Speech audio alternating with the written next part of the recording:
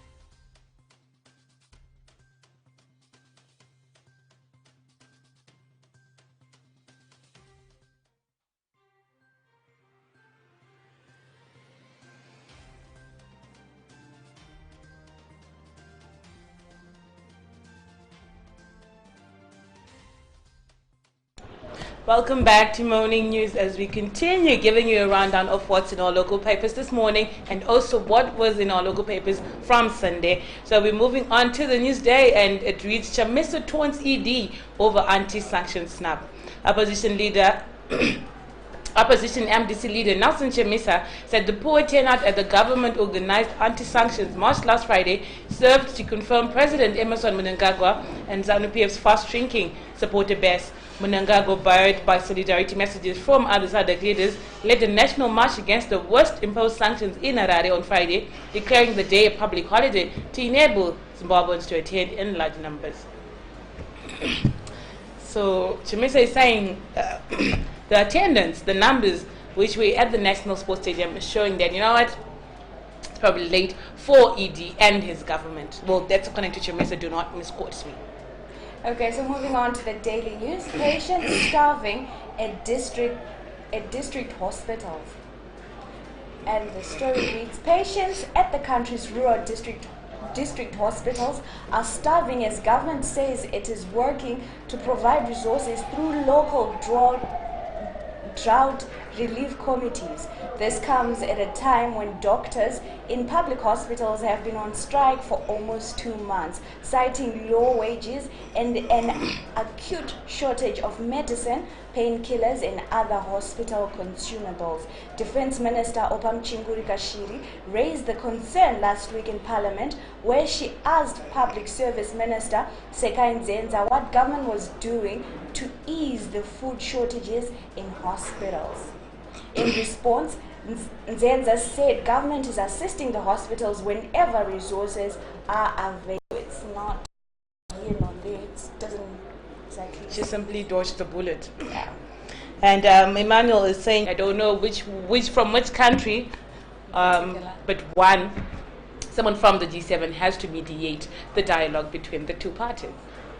Okay, so still on the same paper, do you have anything from the comment section before I move on? Nothing from the comment section at the moment. Okay, so still on the daily news, new fees for defensive driving. Traffic Safety Council of Zimbabwe has gazetted new fees for its services that will see drivers paying $1,500 for a defensive driving course at a time the lowest paid civil servant earns around $1,023. The new TSCZ fees come on the back of Finance Minister Mthuli Ncwebe's midterm budget review statement, where he proposed the increase in government services, citing economic challenges which he said had eroded the value of prices. So, guys, be ready. And this increase also comes as the Minister of Transport was also citing that toll gate charges be increased. But it's okay, fine. Forgive me for saying this, but I think it just feels wrong for the finance minister, who is in the middle of all this turmoil and downturn of the economy, to then say, at the big one of increased prices, then we should increase government services. I'm thinking you should be the one offering us solutions, not vouching for price increases. But alas, this is Zimbabwe. Anything can happen. Zim ACSA resolve impasse. This is from the Herald. A team of negotiators dispatched to South Africa by Air Zimbabwe brokered a deal that saw the release of the Boeing 767-200 on Friday. The aircraft had been impounded by the Airports Company of South Africa, ACSA, at OR Tambo International Airport in Johannesburg, South Africa, on Wednesday over debt. Air Zim was blocked from using the OR Tambo International Airport due to debt over parking, lending, and passenger services for flights into Johannesburg. The size of the debt could not be immediately established, as it remains a closely guarded secret by both AXA and Air Zimbabwe for professional reasons. You know how people nowadays are just saying, what, I would rather use fasted, because with Air Zimbabwe, it's not a given. The last time I was traveling to Bulawayo, not even South Africa, but to Bulawayo, my flight was supposed to be at 4, but I only left Robert Mugabe International Airport at 6:30. Are you serious? In the evening. And this was after I had rushed through traffic to make sure that I am there to check in on time. But actually, I think that's better. Imagine if it had already left at 2 p.m. Because, they do that. I don't know what's happening. What's happening? Honestly, it's rather disappointing. But anyway, moving on to the Herald. Striking doctors' disciplinary hearings set for Thursday. The Health Services Board last week said it is anticipating to commence disciplinary hearings for striking doctors on Thursday this week, following their continued defiance to a court order which declared as illegal their withdrawal of labor. Responding to emailed questions from the Herald, HSB board chairperson Dr. Paulinas Skosana said the defiant doctors were being served letters summoning them to a hearing. He said a letter by the doctors circulating on social media indicating they are unable to attend the hearings that does not have a bearing on the scheduled hearings. It's like it's cat and mouse between the government and those striking doctors. They're on day 50 something, confirmed. We're not sure exactly, but then it's day 50 something of their 100 days of incapacitation. Moving on, and still on the Herald, Mangunjika and Betty and Pali hearing showdown. Reserve Bank of Zimbabwe RBZ Governor Dr. John Mangunjika last week produced evidence in Parliament which suggests that former Finance Minister Tendai Biti approved the funding of government's agricultural support programs that is now attacking. Mr. Biti was Finance Minister during the inclusive government when he approved the funding structure for agricultural subsidies on inputs, is now the leading critic of the programs. This prompted Dr. Mangunja to remind Mr. Beatty of the role he played in sanctioning transactions for agricultural inputs. He said this while giving oral evidence before Parliament's Portfolio Committee on Public Accounts, chaired by Mr. Beatty. It's like these guys are out just to get each other. Exactly. But I'll always say this, guys, we've got more problems To actually worry about. Yes. Yeah. Still on the Herald, government gets edge in transfer pricing war. That's Herald Business.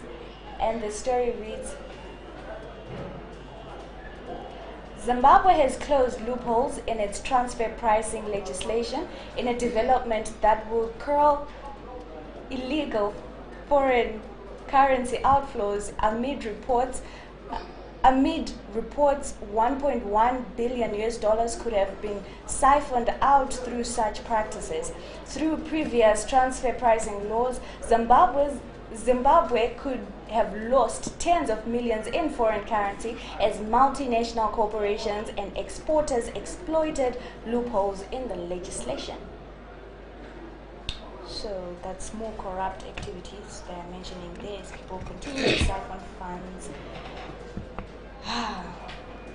So, well, this is what we had in the local papers, the headlines which are in our local papers, and also from Sunday, and also from the day today. Nicole, do we still have anything? No, we don't have anything anymore, but please do check our Twitter in a bit. We'll have amazing stuff for you from the anti-sanctions march, videos of people elaborating what they think sanctions were. And so please do check it out. And if you haven't followed us on Twitter, please do follow TechNeg TV on Twitter. And please remember that Monday sets the mood for the rest of the week, so please make sure that today you're a happy person and make today productive so that the rest of the week will also be as such. From Nicole, Marvelous, and the crew behind the scenes, we're saying goodbye and have a marvelous one.